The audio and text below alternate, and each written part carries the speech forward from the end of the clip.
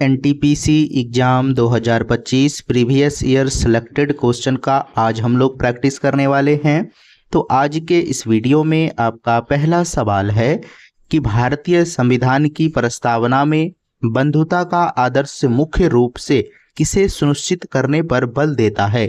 सही आंसर इसका हो जाएगा ऑप्शन सी हो जाएगा, राष्ट्र की एकता और अखंडता सही हो जाएगा, ऑप्शन सी करेक्ट आंसर। अगला प्रश्न है कि वर्नाकुलर प्रेस एक्ट का उद्देश्य क्या था।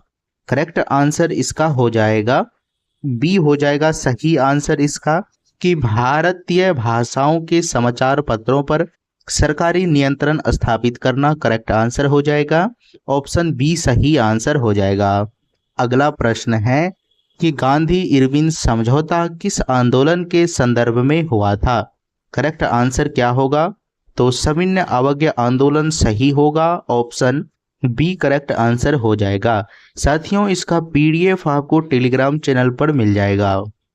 अगला प्रश्न है कि भारतीय संसद में शून्यकाल का क्या महत्व है। करेक्ट आंसर क्या होगा, तो सही आंसर इसका ध्यान रखना है आपको कि आवश्यकता सार्वजनिक महत्व के मुद्दों को उठाने का अनौपचारिक अवसर करेक्ट आंसर हो जाएगा। अगला सवाल है कि मोर्ले मिंटो सुधार का मुख्य प्रावधान क्या था।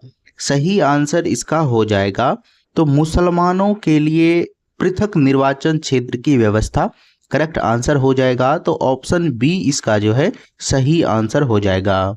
अगला सवाल है कि कैबिनेट मिशन योजना का प्रमुख प्रस्ताव क्या था। तो राइट आंसर इसका जो हो जाएगा साथियों, एक स्वतंत्र और अविभाजित भारत के लिए संवैधानिक ढांचा तैयार करना करेक्ट आंसर हो जाएगा, ऑप्शन बी इसका सही आंसर होगा। अगला सवाल है कि भारत में संविधान का अनुच्छेद 32 किससे संबंधित है। सही आंसर हो जाएगा इसका संवैधानिक उपचार, इसका जो है करेक्ट आंसर हो जाएगा कि संवैधानिक उपचारों का अधिकार सही होगा, ऑप्शन सी इसका जो है करेक्ट आंसर हो जाएगा। अगला सवाल है कि चंपारण सत्याग्रह का मुख्य कारण क्या था। सही आंसर होगा नील बगान मालिकों द्वारा किसानों का शोषण, इसका सही आंसर होगा, ऑप्शन बी इसका जो है करेक्ट आंसर हो जाएगा। अगला सवाल है कि भारत की सर्वोच्च न्यायालय के न्यायाधीशों की नियुक्ति कौन करता है। करेक्ट आंसर हो जाएगा इसका ऑप्शन बी होगा, कॉलेजियम के सिफारिश पर राष्ट्रपति सही आंसर हो जाएगा, ऑप्शन बी। अगला सवाल है कि ग्रीनविच मीन टाइम और भारतीय मानक समय आईएसटी के बीच कितना अंतर है। करेक्ट आंसर हो जाएगा इसका 5 घंटे 30 मिनट, इसका सही आंसर होगा, ऑप्शन डी इसका जो है करेक्ट आंसर हो जाएगा। आगे तो आपको ध्यान रखना है ऑप्शन डी सही हो जाएगा। मोस्ट इंपॉर्टेंट प्रश्न है ये सभी साथियों, काफ़ी इस बार के लिए तो काफ़ी इंपॉर्टेंट है, जो 5 तारीख को एग्जाम होने वाला है साथियों। देखिए, नाबार्ड मुख्य रूप से किस क्षेत्र के विकास से संबंधित है। तो सही आंसर हो जाएगा कृषि और ग्रामीण विकास, इसका जो है करेक्ट आंसर हो जाएगा, ऑप्शन बी सही आंसर हो जाएगा। अगला सवाल है कि भारत में वित्तीय वर्ष कब से कब तक होता है। तो करेक्ट आंसर हो जाएगा 1 अप्रैल से 31 मार्च, इसका सही आंसर होगा, ऑप्शन बी इसका जो है करेक्ट आंसर हो जाएगा। अगला सवाल है कि अंतर्राष्ट्रीय न्यायालय का मुख्यालय कहाँ स्थित है। सही आंसर हो जाएगा हेग, इसका जो है करेक्ट आंसर हो जाएगा। अगला सवाल है कि ओजोन परत मुख्य रूप से वायुमंडल के किस भाग में पाई जाती है। करेक्ट आंसर क्या होगा इसका, तो सही आंसर समताप मंडल सही आंसर हो जाएगा। आपको इंग्लिश भी ध्यान रखना है साथियों, यही अक्सर करके पूछे जाते हैं, तो ऑप्शन बी इसका जो है करेक्ट आंसर हो जाएगा। अगला सवाल है साथियों कि भारत में राइट टू प्राइवेट की अधिकार की मौलिक अधिकार के अंतर्गत आता है। सही आंसर इसका जो है ये हो जाएगा साथियों जीवन और व्यक्तिगत स्वतंत्रता का अधिकार, अनुच्छेद 21 इसका जो है करेक्ट आंसर हो जाएगा, ऑप्शन सी सही आंसर हो जाएगा। साथियों ये हम लोग लास्ट समय में जो साथियों तैयारी कर रहे हैं, क्योंकि एग्जाम जल्द होने वाला है, आप इन सभी प्रश्न को अच्छे से करिए। कोई भी प्रश्न एग्जाम में नहीं छूटेगा। शिमला समझौता किन 2 देशों के बीच हुआ था। करेक्ट आंसर क्या होगा? भारत और पाकिस्तान इसका सही आंसर हो जाएगा। ऑप्शन ए इसका जो है करेक्ट आंसर हो जाएगा साथियों। चलिए अगला प्रश्न देखिए साथियों, इसमें है कि भारत के उपराष्ट्रपति का निर्वाचित कैसे होता है, यानी उसका निर्वाचन कैसे होता है? सही आंसर होगा संसद के दोनों सदनों द्वारा। करेक्ट आंसर हो जाएगा। ऑप्शन डी इसका जो है सही आंसर हो जाएगा। अगला सवाल है कि सातवाहन वंश का सबसे प्रसिद्ध शासक कौन था?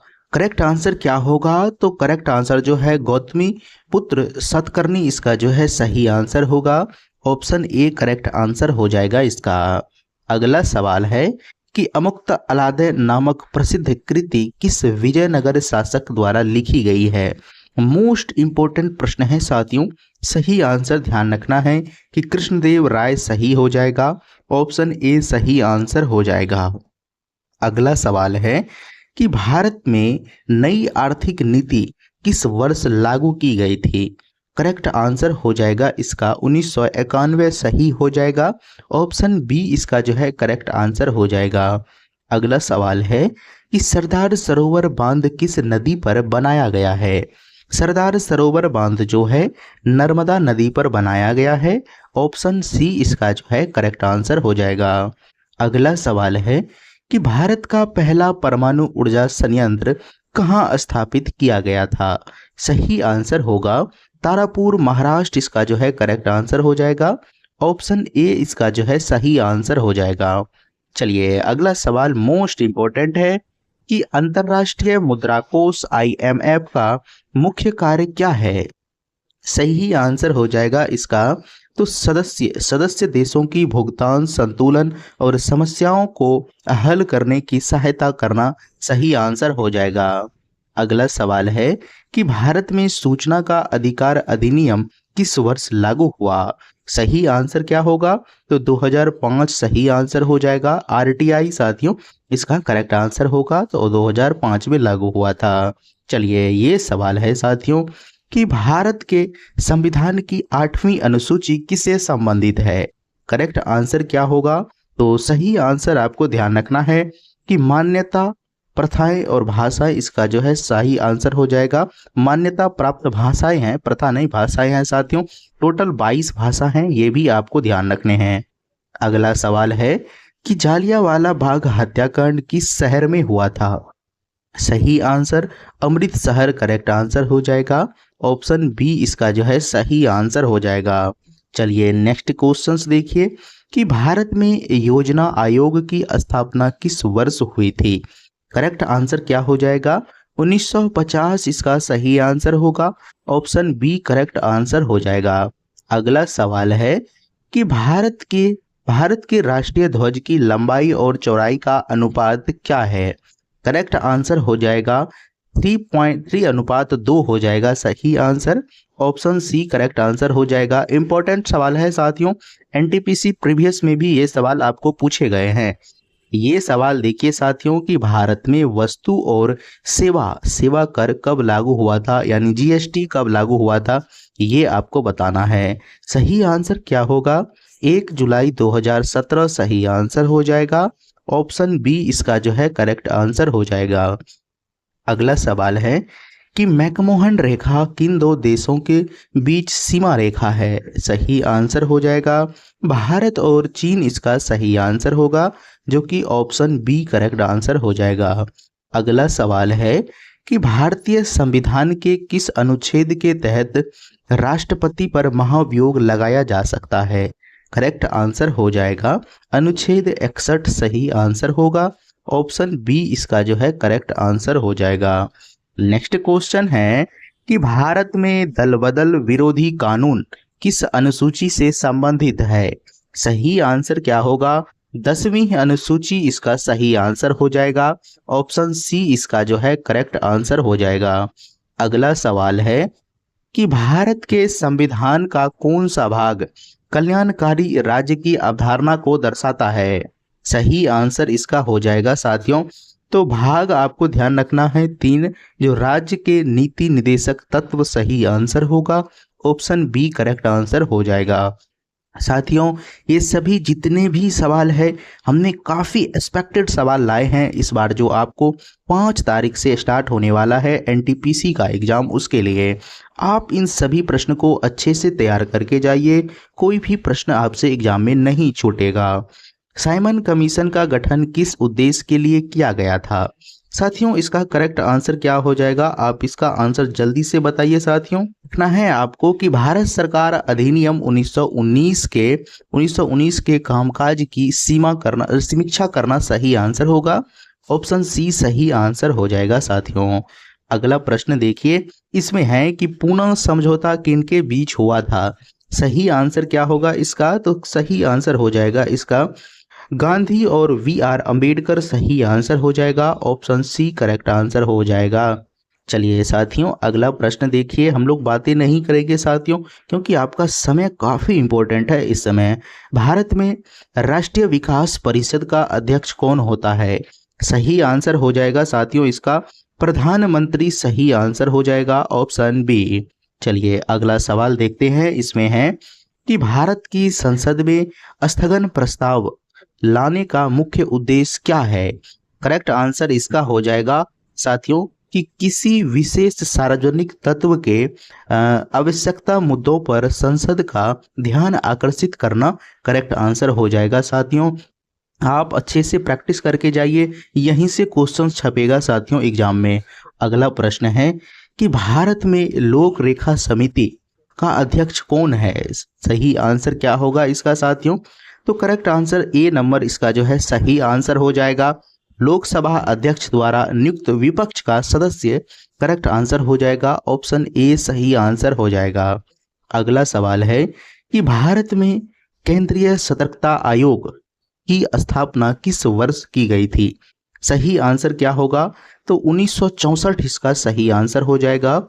ऑप्शन बी इसका जो है करेक्ट आंसर हो जाएगा। अगला सवाल है साथियों, देखिए इंपॉर्टेंट है कि भारत में राष्ट्रीय मानवाधिकार आयोग का गठन कब हुआ था? करेक्ट आंसर हो जाएगा 1993 सही आंसर होगा। ऑप्शन बी इसका जो है सही आंसर हो जाएगा। चलिए अगला सवाल देखते हैं साथियों कि भारत के पूर्वी तटीय मैदान का दक्षिणी भाग किस नाम से जाना जाता है? करेक्ट आंसर हो जाएगा कोरोमंडल तट इसका सही आंसर हो जाएगा। ऑप्शन ए इसका जो है करेक्ट आंसर हो जाएगा साथियों।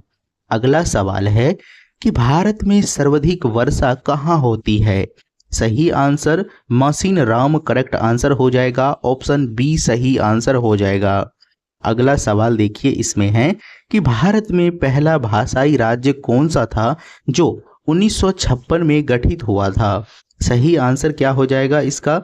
तो आपको ध्यान रखना है आंध्र प्रदेश करेक्ट आंसर हो जाएगा।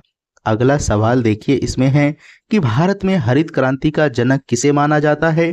तो करेक्ट आंसर हो जाएगा एम.एस. स्वामीनाथन सही आंसर हो जाएगा।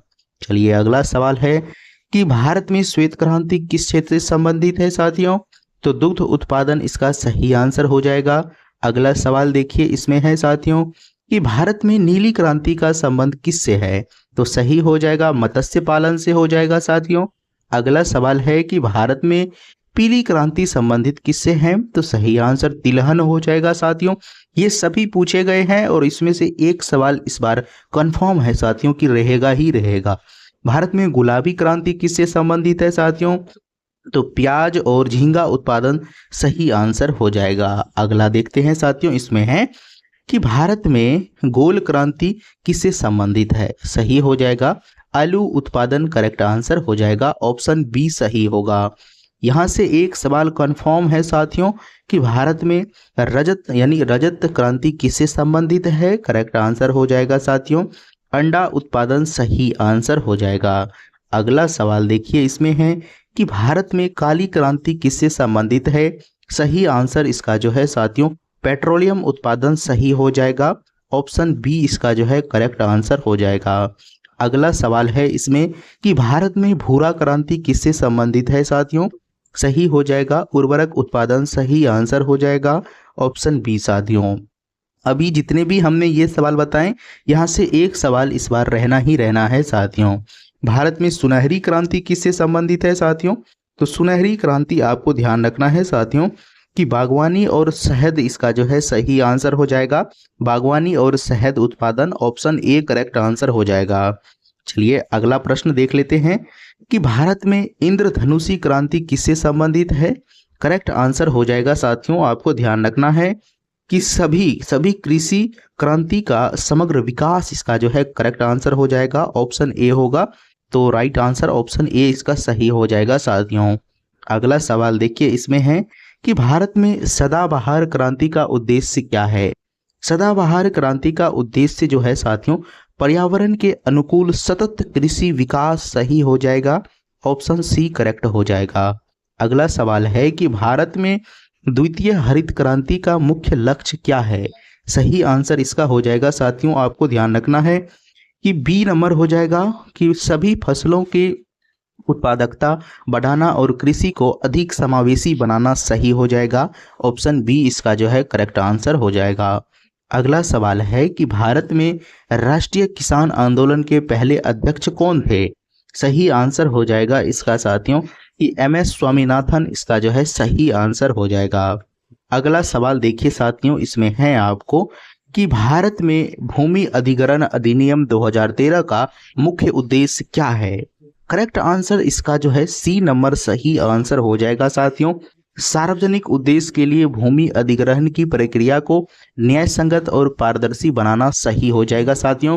तो आज का साथियों ये लास्ट प्रश्न है और ये जितने भी प्रश्न हैं साथियों, हमने वही पैटर्न फॉलो करने की कोशिश की है जो इस बार रिसेंट में जितने भी एग्जाम हुए हैं उन सभी को लेकर के थोड़े से लैंग्वेज वाले प्रश्न इस बार ज़्यादा पूछे जा रहे हैं। तो इस बार एनटीपीसी में भी साथियों यही होने वाला है। आप साथियों इन सभी प्रश्न को अच्छे से हल करके जाइए। हम लोगों ने लगभग साथियों काफ़ी यानी 100+ क्वेश्चन का प्रैक्टिस इसमें किए हैं, तो आपसे कोई भी क्वेश्चन एग्जाम में नहीं छूटेगा साथियों। तो चलिए मिलते हैं अगले वीडियो में साथियों। चैनल सब्सक्राइब कर लेना है, वीडियो शेयर कर देना है। चलिए तो जय हिंद साथियों।